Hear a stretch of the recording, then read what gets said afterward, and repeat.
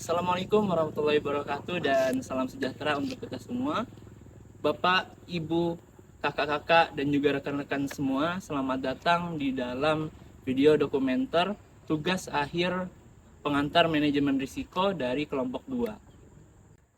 Seperti yang kita tahu, di era modern ini kecepatan adalah kunci.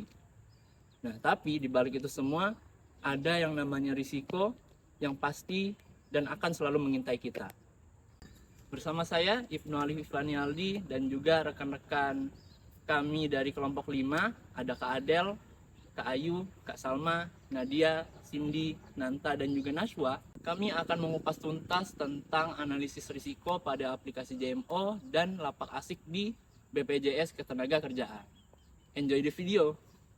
Objek observasi pada penelitian kami adalah BPJS Ketenagakerjaan cabang Balikpapan. BPJS Ketenagakerjaan sendiri selama beberapa tahun terakhir telah mengembangkan transformasi digital untuk memberikan pelayanan kepada calon nasabah, yaitu JMO dan lapak asik.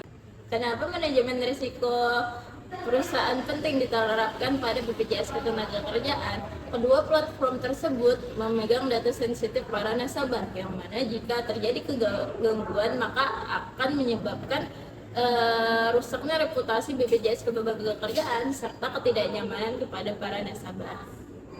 Untuk mengetahui apa saja risiko yang mengikuti kegiatan operasional BPJS, kami mengumpulkan data secara kualitatif dengan mewawancarai Bapak Mahdi dan Bapak Mario di bidang pelayanan BPJS, serta melakukan observasi langsung kepada alur kerja sistem BPJS. Berdasarkan hasil observasi dan wawancara yang telah kami lakukan, kami berhasil menemukan dua risiko utama. Yang pertama ada risiko operasional. Risiko operasional ini seperti human error pada saat input data.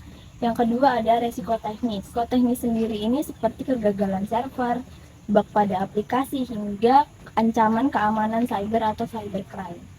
Data yang diperoleh kemudian kami bedah menggunakan analisis SWOT. Kekuatannya terdapat pada efisiensi waktu, namun kelemahannya terdapat pada stabilitas internet. Ancamannya tentu saja terdapat pada serangan cyber dan kompetitor asuransi swasta digital. Selanjutnya, kami menilai bobot risikonya.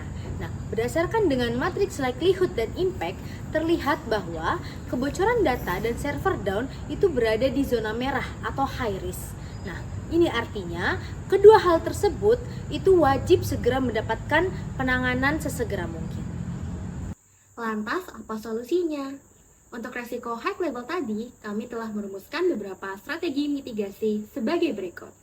Pertama, yakni preventif dengan melakukan maintenance server rutin di luar jam kerja dan enkripsi data berlapis. Kedua, yakni detektif dengan menerapkan sistem validasi ganda untuk mencegah adanya kesalahan input. Dan yang terakhir adalah responsif dengan melakukan backup server pada sistem utama agar layanan tetap berjalan walaupun sistem utama sedang mengalami gangguan. Sebagian mitigasi ini sebenarnya sudah diterapkan oleh BPJS seperti penggunaan fitur biometrik di JMO yang hasilnya antrian fisik di kantor itu berkurang signifikan. Namun evaluasi kami menunjukkan perlunya adanya edukasi yang lebih masif kepada peserta yang masih gagap teknologi agar risiko operasional bisa ditekan lebih jauh. Oh iya, jadi Kak Ayu, transformasi digital itu bisa kita ibaratkan sebagai dua mata pisau yang berbeda ya. Bikin kita gampang, tapi risikonya itu loh tinggi banget. Betul, jadi kita sebagai mahasiswa ilmu aktuaria itu tidak hanya menghitung tentang premi, tapi juga kita menghitung kerugian yang dapat terjadi di perusahaan di masa mendatang, yang mana hal ini akan membantu untuk memberikan mitigasi lanjutannya. Demikian hasil analisis manajemen risiko dari kelompok kami. Semoga dapat memberikan wawasan baru terkait pentingnya mitigasi risiko dalam layanan publik. Demikian dan terima kasih.